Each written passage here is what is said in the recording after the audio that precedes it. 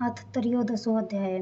ऋषि बोले, हे राजन, भगवती का यह श्रेष्ठ मातम्य मैंने आपको सुना दिया। इस संसार के धारण करने वाली भगवती का ऐसा ही प्रभाव है। भगवान विष्णु की माया तुमको और समाधि वैश्यों को तथा अनेक विवेक पुरुषों को भी मोहित करती है। सभी उससे मोहित हुए हैं तथा मोहे जाएंगे। इस कारण हे राजन, आप उस परमेश्वरी की शरण में ही जाइए और वही भगवती आराधना करने से मनुष्य को भोग, स्वर्ग और मोक्ष आदि देती है। मार्कंडेय ऋषि बोले, कौशिकी जी, इस प्रकार ऋषि की बात सुनकर राजा सुरथ ने उत्तम व्रतधारी महाभाग मेधा ऋषि को प्रणाम किया तथा ममता और राज्य आदि के हरण से दुखी होकर उसी समय वह राजा तप करने चला गया। वह वैश्य भी नदी के समीप जाकर भगवती के दर्शन के लिए देवी के सूक्त का जप करने लगा और फिर राजा तथा समाधि वैश्य दोनों ने नदी के समीप मृत्तिका से देवी की मूर्ति बनाकर प्रतिदिन पुष्प, धूप और हवन तर्पण आदि से देवी की पूजा करने लगे। उन्होंने कुछ काल तक तो नियमित आहार और फिर निराहार तथा तन्मय और समाहित मन होकर पूजन करने लगे।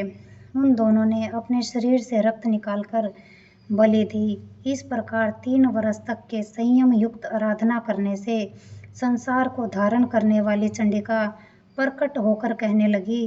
देवी बोली, हे राजन और हे वैश्य, तुम दोनों मुझसे जो वरदान चाहो सो मांगो।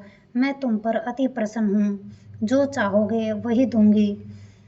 मार्कंडेय ऋषि बोले, तदंतर राजा बोला कि मुझे अगले जन्म में अखंड राज्य मिले और इस जन्म में भी अपने बल से शत्रुओं के बल को नष्ट करके अपना राज्य प्राप्त करूं। वैश्य ने विरक्त होकर यह मेरा और मैं का मोह और संग को नाश करने वाला ज्ञान मांगा। देवी बोली, हे राजन, अल्प काल में ही तुम अपने राज्य को प्राप्त करोगे।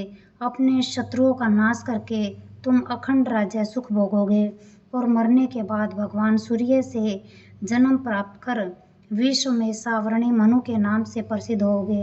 हे वैश्यवर्य, तुमने मुझसे जो वरदान मांगा है मैं तुम्हारे लिए वही देती हूँ। तुम्हें मोक्ष देने वाला ज्ञान प्राप्त होगा। मार्कंडेय ऋषि बोले, इस तरह राजा सुरथ और समाधि वैश्य को इच्छा अनुसार वरदान देकर तथा भक्ति युक्त प्रार्थना करने पर देवी तत्काल ही अंतर्ध्यान हो गई। क्षत्रियों में श्रेष्ठ राजा सुरथ सावर्णी मनु हुए। इति श्री मार्कंडेय पुराण में सावर्णिक मनवंतर की कथा के अंतर्गत देवी महात्म्य में सुरथ और वैश्य को वरदान नामक 13वां अध्याय समाप्त। जय माँ दुर्गे, जय माँ दुर्गे, जय माँ दुर्गे।